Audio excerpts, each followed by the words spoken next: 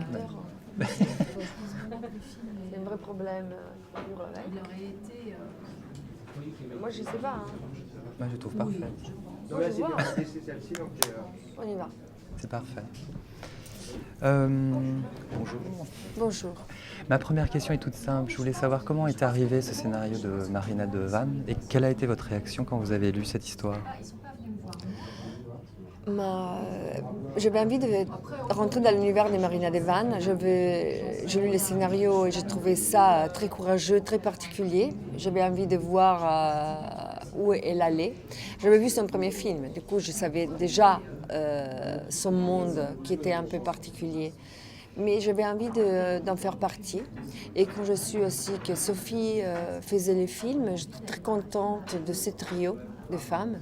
Parce que pour moi, c'est un trio de femmes, en effet, ce film. Et justement, c'est l'histoire d'une femme qui n'est plus en contrôle avec elle-même, qui ne reconnaît plus le monde qui l'entoure, qui ne reconnaît plus son appartement, son mari, ses enfants. Et les effets spéciaux, en effet, nous servent pour entrer dans ce monde, pour voir que tout bascule, pour comprendre sa souffrance. Et c'est vrai que moi et Sophie Marceau, on est très différentes dans la vie.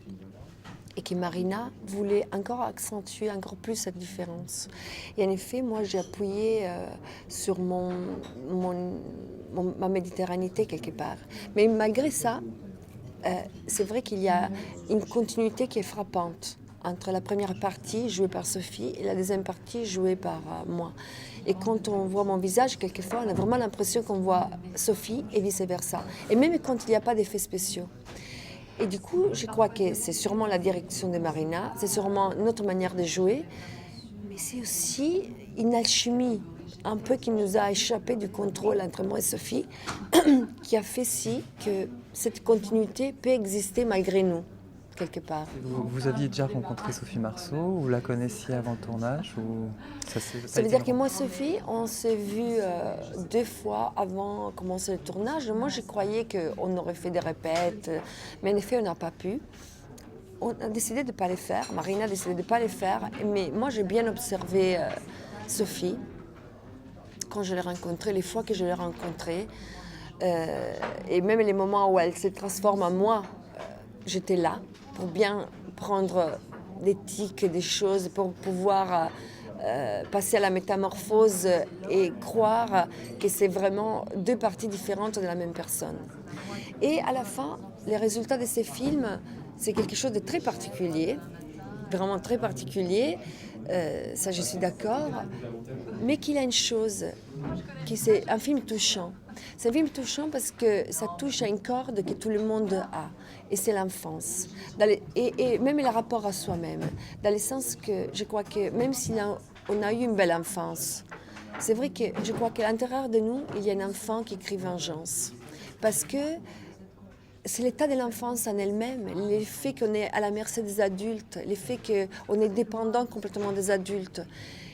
Et ça peut être aussi dangereux. Et moi, je crois qu'on retrouve ça dans les films. Les rapports à l'enfance que chacun de nous vit plus ou moins bien. En tant qu'acteur ou comédien, est-ce que justement, c'est pas un moyen d'arriver à ce fantasme, de vivre tout à coup dans la peau d'un autre?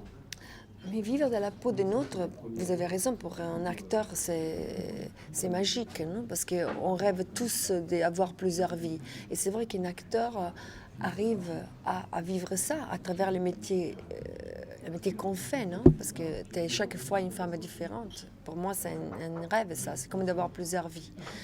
Mais les rapports avec soi-même et l'équilibre avec soi-même, c'est quelque chose qui prend une vie. Et c'est autre chose. Et justement, j'avais lu une interview d'une femme qui avait fait beaucoup de transformations dans son physique. Elle avait changé son nez, son menton. Elle était devenue même beaucoup plus jolie. Mais elle était très mal à l'aise avec elle-même parce qu'elle ne se retrouvait plus. Tout ça pour dire que c'est très compliqué. Et on est vraiment un ensemble entre notre tête et notre physique. Et je crois on bouge aussi par rapport à notre physique. Je voulais voulais savoir aussi, est-ce que vous pouvez nous décrire un peu comment ça se passe sur le plateau? Comment dirige Marina Devan? Comment elle est attentive? Marina, elle est très surprenante. C'est-à-dire que moi, je suis une acteur qui aime, une comédienne et qui aime bouger d'un univers à l'autre, que j'ai travaillé avec des réalisateurs très expérimentés. Et j'aime aussi travailler avec des jeunes metteurs en scène. Et Marina, elle m'a vraiment surpris pour sa maîtrise. C'est son deuxième film. Et je sens vraiment quelqu'un qui sait ce qu'elle veut, qu'elle va vers un univers qui vraiment lui est personnel et qui lui appartient. Et moi, j'adore ça. Parce que quand je sens un metteur en scène qui sait ce qu'il veut, je me sens tout de suite beaucoup plus à l'aise parce que je dois juste m'occuper de moi et de mon jeu. Mais je me sens que je suis dans les mains de quelqu'un qui est en contrôle de la situation. Et Marina, elle a ça. Marina, elle a aussi beaucoup de violence, hein, et le scénario de son premier film est très violent. Son deuxième, Aujourd'hui ne se retourne pas, l'est aussi.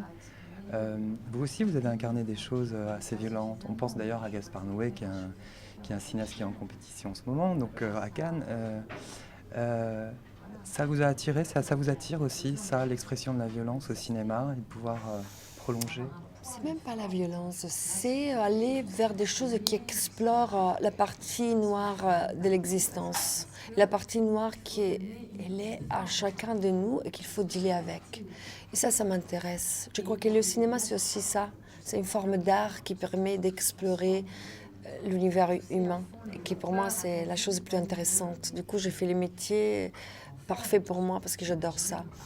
Et c'est vrai que malgré mon physique, disons, facile, j'ai beaucoup attiré des metteurs en scène qui avaient un univers un peu barge. Et les contrastes me plaisent beaucoup. Dernière question. Quel a été votre regard de spectatrice, tout simplement, par rapport au film? C'est très difficile de pouvoir porter un jugement personnel, vous savez. Moi, je crois que les acteurs, c'est très difficile, ils peuvent être objectifs par rapport à un film qu'ils ont fait. C'est très difficile pour moi. Tout ce que je peux dire, c'est que j'ai pris beaucoup de plaisir à faire ce film. C'est que j'ai eu un moment de travail humain vraiment intéressant et que j'étais touchée par le film. Et ça, c'est parce que j'ai pu être touchée parce qu'il y avait des choses que je n'avais pas vues. Ça veut dire toute la partie de Sophie, je ne l'avais pas vue. La partie à la fin, quand il y a la transformation finale et on retourne à l'enfance, je ne l'avais pas vue. Et du coup, j'ai pu me détacher de moi et voir les films un peu comme une spectatrice. Et voilà, je trouve que la beauté de ces films est que c'est malgré, comme vous dites, c'est un film qui peut être même pas facile, sûrement, et particulier, mais il a quelque chose d'émouvant.